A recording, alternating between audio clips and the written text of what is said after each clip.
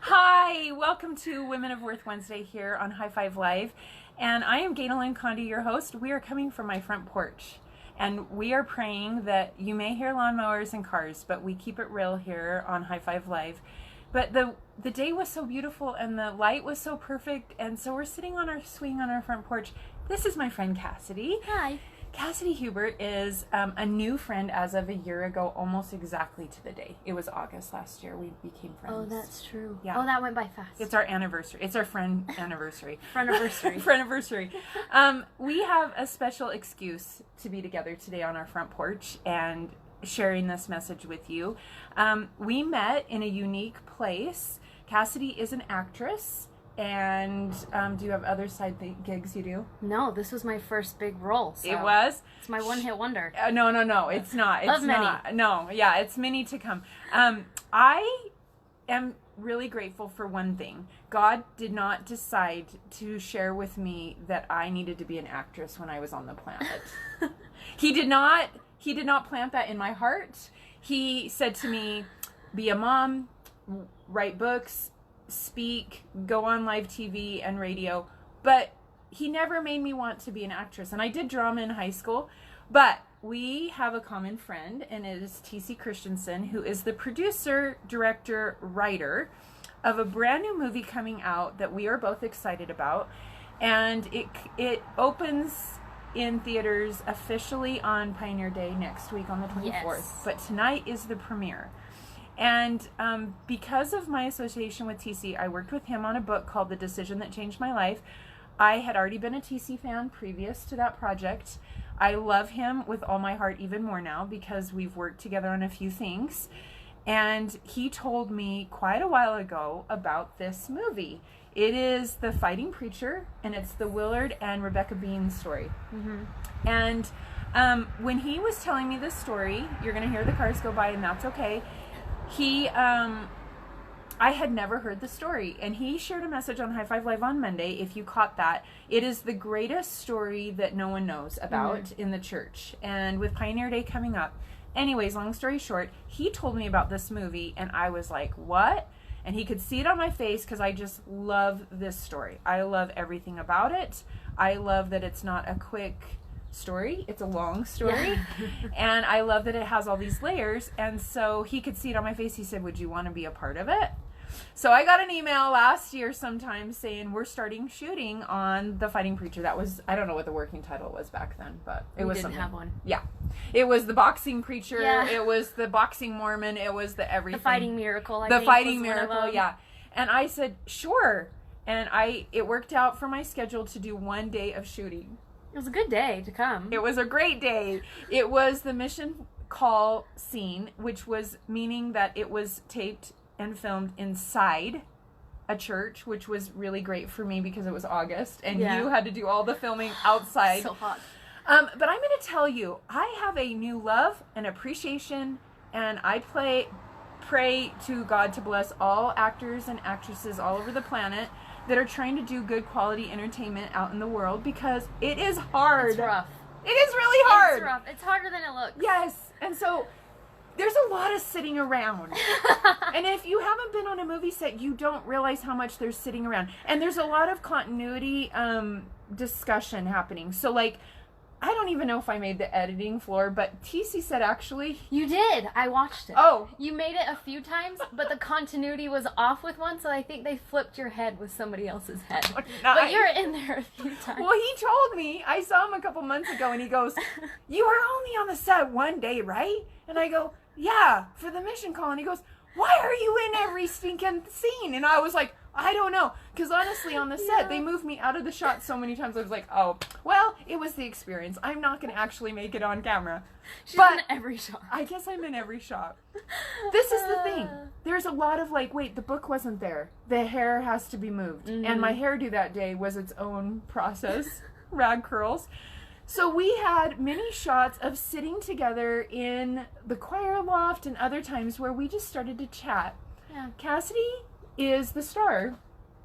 She is Rebecca Bean, and she is a delight and a wonder. And I just am so grateful this day is finally here, because the other part about movie making is it's a long process. So long. Yeah. We shot a month ago. You're right.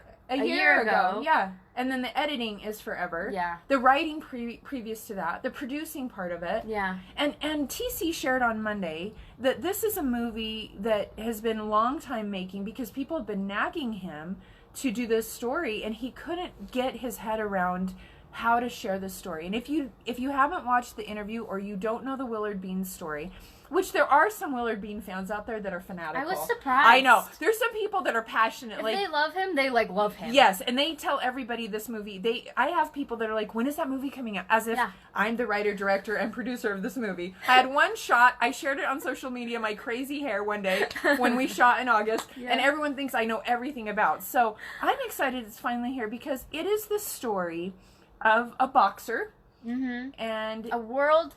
Let me get this right. Middleweight champion. I know. Boxer. I've been calling him lightweight, heavyweight. Lightweight. What is it? Don't tell Dave. He's gonna see this. He's the one who plays Willard Bean. Yeah, he's not lightweight. Yeah. Heavyweight, but he was middleweight. Middleweight world champion. So he wasn't just a casual boxer. He was like professional. Was significant. Yeah. And the era that this starts, the movie spans quite a few years of time. Yeah. But it starts in the early 1900s, which 1915. So that's around the Anne of Green Gables era. Is that right? That's fun to think about. That's how when the hair was stressing me for the shoot and the clothes, I was like, what can I think of? And Anne of Green Gables. So it's not pioneer clothing, but it feels a little bit like that because we're still in the era of the long dresses and skirts. And it's rag curl ties, so women of worth need to know this information.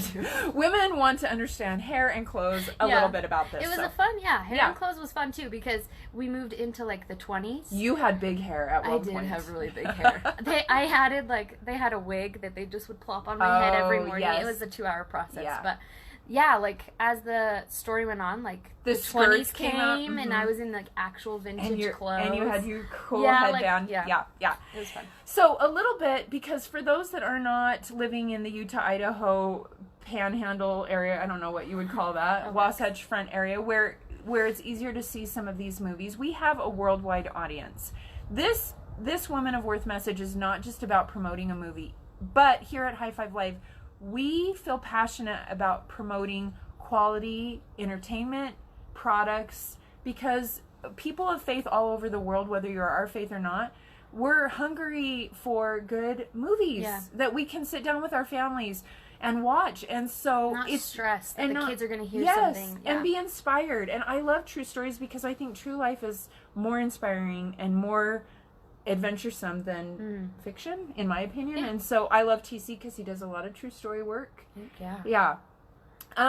But for those that are going to have to buy this on DVD, we want you to know the backstories. We want you to understand this movie's coming out. But if you live in an area where this is going to be released in theaters, I hope that what we share today, we're not just going to talk about producing a movie and directing a movie. We're going to share a little bit about the beans and why this movie is worth paying money to go see. Because if we don't pay money the first week of a release, it changes its availability. So for all of you watching from the High Five Live community that live outside of Utah, but you have friends and family in Utah or Idaho, Arizona areas usually where we get some of these movies first, tell them to go spend money and go see it. Because the first week's ticket sales make a difference. Okay, so let's get into this story a little. He's a boxer. This is his second marriage. Is that right? Is Rebecca his second wife? Yes, and there's quite a big age gap. Yeah. So she even has stepkids that are around her age. Well, and look at Cassidy's face. She's so young and beautiful, and her skin. My grandma used to say that to me all the time. You're so beautiful, your skin. And I was always like, why is she saying that? Now I'm 48, and I'm like, oh, I totally get it. I'm a fan of wrinkles because I love getting older, but Cassidy's younger, Rebecca Bean is younger, and I don't want to ruin my scene, but you talk about mine. There's a prophet there, and he is a really great type actor. I mean, he looked identical to Joseph F. or Fielding. I always get it wrong. Oh shoot. The one with the long beard. Yeah. Joseph F., I believe. I just figured this out 2 days ago, and then I forgot it again. The Fielding or the F that has the long white beard. Yeah. That's the prophet, and you get an unexpected mission call, and you're newly married, right? Like within a year, I think. Can you imagine back in the day when when a prophet would stand up in a meeting and say, or a church leader would stand up in a meeting and call a family on a mission. Yeah, in front of everybody. In front of everyone. So what are you supposed to do? Like, I don't know if I want to serve. Yeah. And they're called to serve in the Palmyra area. Mm-hmm. This is there's no historical site. Nope. There's no First Vision Sacred Grove area with a visitor center. Mm-mm. This is at the heart of, we still hate members of the church. Like, deeply hate. Deeply hate. Like, to the point of they want to kill any Mormon. Yes. Yeah, it's bad. So this is why this is very relevant to those in Florida or Norway that watch this message today. Yeah. Because you may be living in an area where you're raising children or you're trying to have experiences with neighbors. They do not like you simply because of your faith. Yeah. And this is the context of Rebecca. Mm-hmm. And she is a young bride, and is she pregnant yet? I can't remember how early. Not when they get the call. Okay. And they move back there thinking they're going to serve a mission for how long? I think they said like 3 years or something. Yeah. Longer than our normal. Right. But not, more like maybe a mission president. Yeah. Like nothing extraordinarily sacrifice. Yeah. You know what I mean? Yeah. And she's got stepchildren. And what was the call about? Was it to go back and get things cleaned up on the Smith farm? What was it to do? What was the point? Yeah, so at this point the prophet wanted to get the Hill Cumorah back because it was privately owned by some random guy. That's a whole nother crazy story. Yeah, it's a big story. We may do a High Five Live just about that story because the way they get the Hill Cumorah back, it's brilliant. Yeah, it's brilliant. So, there's a teaser for another story.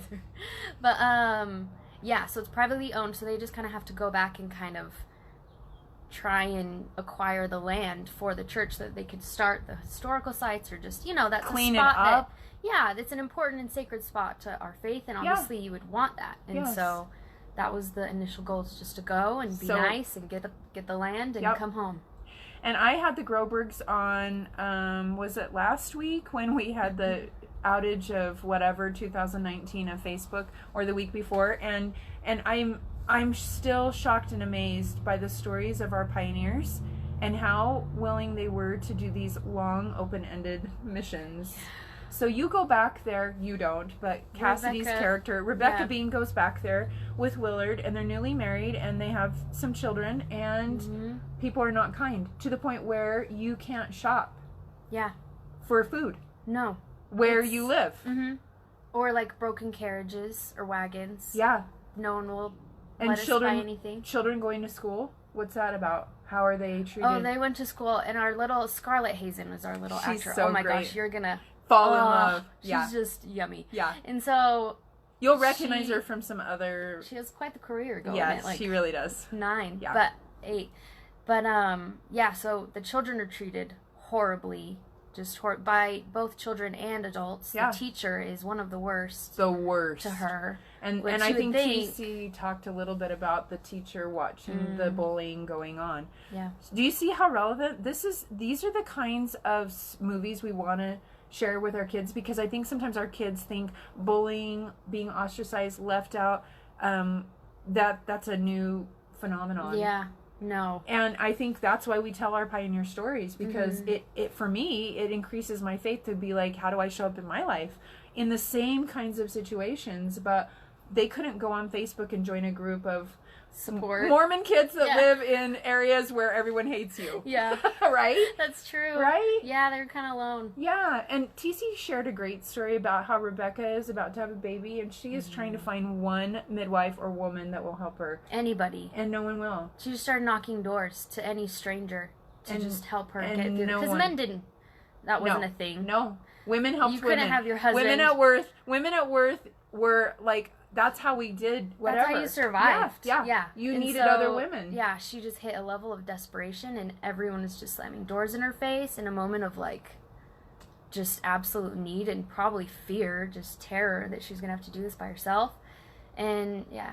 Can you imagine? I have friends right now that are newly married that are living away for the summer. And I know that first few months and years of marriage is a transition time. Yeah. Did you come to understand Rebecca in that way? That, like, women all over can hear this message and understand that feeling of loneliness. You're new in an area and you just want one friend. It makes me want to cry. Not that you don't love your husband or your kids, but you want just one other woman. There's a connection that I think we like almost physically like we need it. Yeah. And she didn't have it. So what did you learn about what Rebecca did? She was much more perseverant than I think I naturally would have been. She didn't give up on serving and loving and almost giving people the excuse to be friends with her. And some hard stuff were happening. So, like, give us an example of one of the ways in which they were being treated horribly as a family.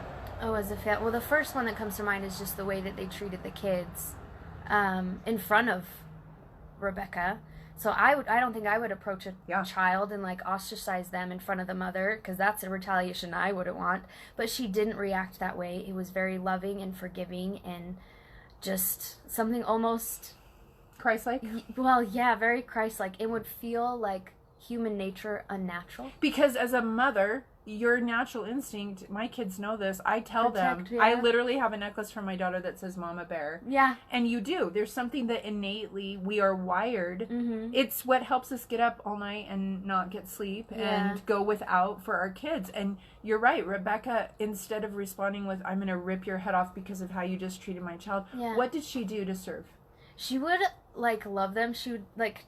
She was very, like, touchy. She was. Yeah, she would, like, love them and serve them. She would show up at their house and say, here's, like a pie? Soup. Yeah. So, like, there was a woman who was horrible to her daughter. And she ended up being really ill. And she went to her house and said, this is the potato soup that my mom made. And then she would feed her.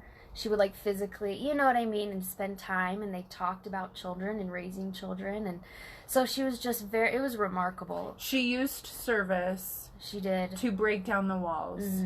And how long did the Beans end up living in the Palmyra area and serving on this 3-year mission? 25 years. 25 years! How many children did they have there? Oh. Wasn't it? Quite a 4, few. 5? In the movie we show 2. But they had a number. There was a number. And there were stepkids or Rebecca's stepchildren, Willard's children that would come. And go. Yeah. So, but they had a daughter that they named Palmyra. They did. After this area that, in the end, they really turned around the community, and connection is shown. And how you serve in an area your enemies to try to create healing. Yeah. That's really, to me, the heart of the movie, right? Yeah, I love that. And I love that it's not... TC does a beautiful job, I think, of showing uplifting movies with the layers of hard stuff. Yeah. He doesn't shy away from some of those. If you have watched 17 Miracles, Love Kennedy, any of the TC films, those are the 2 that kind of have saved my life. Yeah. I think this is going to be one of those movies that help us go into... it makes me... I feel the spirit right now say this. We're entering a new phase in the world where... We do have support groups on Facebook, but we also have this vitriol, anger, and animosity towards one another. If you don't vote like me, if you don't worship like me, if you don't look like me, I call it the ites syndrome. We're all turning into ites, right? And I think the Willard Bean story is coming out at the perfect time. Yeah. Because we're going to be faced, I believe, before the Savior comes again, a couple of chunks of time where I don't know if we're ready for what it looks like to literally live with an enemy, and what those early saints had to go through. We may be called upon to do something similar in ways that we're not prepared for. And I think the Beans can teach us a lot about, like what you just said. What are your thoughts on that, on service? They really can. Yeah, I mean, and TC really does such a good job with this movie in particular, because with 17 Miracles, and those are like heart-hitting, heavy movies. But with this, he also shows it can be funny. Yes. Like, he keeps this one a little bit lighter in moments so that you can see the joy that comes from those connections. Yes. And not just the heavy, you know? It makes kids feel more comfortable in those situations. And I think that's what... Well, and I love that the movie is spanning over a long chunk of time, because I think that's the heart of the message I wanted to share today on Women of Worth. That the Beans are the example to me, as so many pioneers were. President Monson is a cousin of ours, and we had a we had an opportunity to have Thanksgiving dinner with him the year his biography came out. The Rome Temple had just been announced, and I've shared this before on High Five Live. And I asked him about that. And because to get a temple built in Rome, and he said to me, you know, that's 40 years of relationship building. That's what that temple was. Really? I don't think we realize that sometimes our hard relationships in our families, in our communities, hurt feelings that go deep, especially during the summer when we're having family reunions and getting together, right? It's just fun. It is, but then sometimes that aunt or sister-in-law comes and you have a story about them or they have a story about you. The Willard Bean story is very much about going to an area where the Palmyra people had a story about the Smiths and about the Mormons, and the Beans could have retreated, shut themselves off, stayed in anger. Rebecca showed through her service, but I love that it was over 25 years. It wasn't an overnight thing. Yeah, and I think especially nowadays, we're so into immediate gratification. Yes. It's like, what, you didn't forgive me? Oh, you didn't like me on Facebook? It's been a week. It's been a week. Yeah, no, I think that is a really good, I like that you're taking that away from the movie, because those deep, meaningful connections, the ones that will last not through this life, but also through the eternities, with friendships too. Right. Like, eternal family is crucial, but friendships, I believe, are also a contributing factor to that little scenario. And sometimes hurt feelings run deep. Yeah. And we like to vilify all the people of Missouri or Palmyra that ostracized or bullied or, you know, really were hard on the early pioneers. Yeah. But in one of my books, I wrote a book called I Can Forgive with God. And there's a chapter about the Missouri story of the Hans Mill massacre and all of that. And the person that contributes that story lived in that area. And she said, when I read their history books, I realized they had a story they had passed down to their kids about what the Mormons had done to their community. And so it's two sides, right? And so why did the Palmyra people feel this way about the Smiths? And maybe we'll never know. But I love that this movie is showing kind of that complexity of relationship building. Yeah. And that it is, like you said, through Rebecca's example, that service can break down walls. Yeah. But it took a long time. It took a really long time. And people didn't necessarily convert either. They weren't there to convert. Don't you love that? You know, they were just there to love and serve and become friends. Yes. With no, other than like getting land, which was the church's goal agenda. Yeah. They had no agenda. They had no agenda except to take care of the land. Yeah. Loved well. That was what they did. I think it's Elder Uchtdorf who said in the last conference talk, he talked about ministering. And can we minister to each other without an agenda? Can we just minister because we're part of a human family? And if a conversion happens or land is retaken or whatever, is the result great? But I think so often as a mother, as a wife, as a friend, as a speaker, as an author, I want a certain result. And I want to see A plus B equals C, and it doesn't always. Yeah. I love that sometimes we're just showing up for the experience, and the Beans really teach that. Yeah. And I mean, God's agenda is also another thing. Like, the Beans went there assuming that 3 years they'd get this land and go home, but I feel like God had this whole other plan reaching to us making a movie about it. Like, if it had been a 3-year story, it may not be a movie. I doubt. I mean, oh my gosh, you know what I'm saying? Well, and at the time of this taping right now, the blackout in New York just happened last week, and that's been on my mind, that so many choirs from Utah and Idaho, which included a lot of members of the church, had saved all this money for their children to go perform in Carnegie Hall, and the blackout happened instead. It makes me emotional. They went to the street and they sang "I Believe in Christ," and it's gone viral, these videos, and I thought, God is so much cooler. Yeah. He's got such a bigger plan.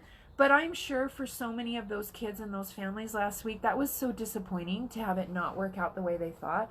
And the Beans show us, I like to see the how. We talk about the what in the church. Yeah. In the gospel, we talk about the what. We're getting better about the why. But we don't always talk about the how. Yeah. It's like, wait, you get up and talk about forgiveness and ministering and serving my neighbor. I don't know what that looks like in my community. They all hate me because I live in a predominantly this kind of community, and I'm a member of the Church of Jesus Christ of Latter-day Saints. The Beans show us the how. I love that. I love it. I hope that this message, you will share it with someone that actually lives outside of maybe a large Latter-day Saint community, that they're inspired. I hope you share it with someone that maybe is getting ready to go to a family reunion and they have a story in their head about someone that is their enemy. Go. Yeah, because they're going to see that cousin that did that thing that they're really mad about, and they don't know how they're going to navigate a whole week together at whatever reunion. Yeah. And I hope that if you see that someone in your life is about to serve a mission, they need to see this movie, because there's some good missionary stories and an example of how it's hard, right? Yeah, and TC has shown it actually to all the missionaries on Temple Square. In their reaction, he told me they have, like, missionaries really do find this very, very tender. Yes. So if you have a missionary about to go out, this is a good one to kind of send them off with. Yes. That idea of what it really looks like to be a missionary and how it's layered. Do you have any other final thoughts, Cassidy? I love talking with actors and actresses that are trying to do good content. And once again, what I shared at the beginning, please vote with your money, because High Five Live is not sponsored. We are not for profit, but we want to tell messages about products that are of quality and of faith, because that's what our why is. And I think so often we complain that Hollywood is only putting out movies that offend the spirit, and this does not. Do you have any other thoughts on that? That you want to share? Anything on your mind? Definitely go see the movie. But for me, it's also a very, like, generational thing. Yes. Movies,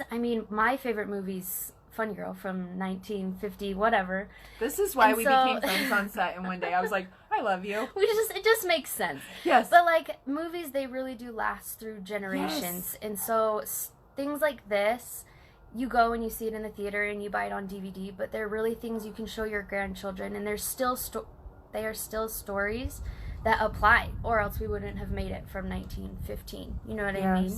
So even if it's, would like you to see this movie, but go see another movie or support other kinds of media that you can just feel proud of. Yeah, feel proud of, and be able to show your kids and grandkids that you can learn, these kinds of values and and one of the sweet treats in closing from filming that day was members of the Willard Bean family were on set, are in the movie, and they will be at the premiere tonight, from what I understand. Yeah. And it was a sweet thing to sit in one scene. Like I said, I don't know which scenes I made the cut from, but the choir scene, I got to sit with the granddaughter of Palmyra. Oh, did you? Yeah, and to talk with her and her stories of her grandma and what she remembers of her grandma and the stories that were told. I just think, oh my gosh, like, this is important that we tell the stories of our family to one another. It's why we reread the same stories in the scriptures, because every time they inspire us. Thank you for being a woman of great worth, Cassidy. Thanks for having me. This is really fun. And I hope Willard and Rebecca Bean are there tonight in spirit, and I hope they hear this message today, that I'm grateful for them. And I'm grateful that there were people ahead of me that continue to do hard stuff and show up and go longer than they thought they could go, and forgive more times than they thought they could forgive, and trust Heavenly Father when it doesn't feel easy to do it. I am so grateful that we are part of a gospel that talks about those stories, because I do feel like it's going to get harder for us, and it's going to be important to read the Saints book, volume 1 and 2. 2's out in limited story right now on digital, because I think we need to have an example of the how, and I'm grateful that Bean showed us a little bit about that, on how to do it. I love that. Thank you for joining us here at Women of Worth and on High Five Live. I hope that you have felt the spirit of service even when it's hard, the spirit of forgiveness, the spirit of missionary work. And sometimes God asks us to stop, like he did Nephi, but I think he also opens doors and opportunities if we're willing, like Rebecca was, to keep trying to extend a hand of love and forgiveness when it was hard. And I hope that you'll join us next week here on Women of Worth and on High Five Live. Thanks so much.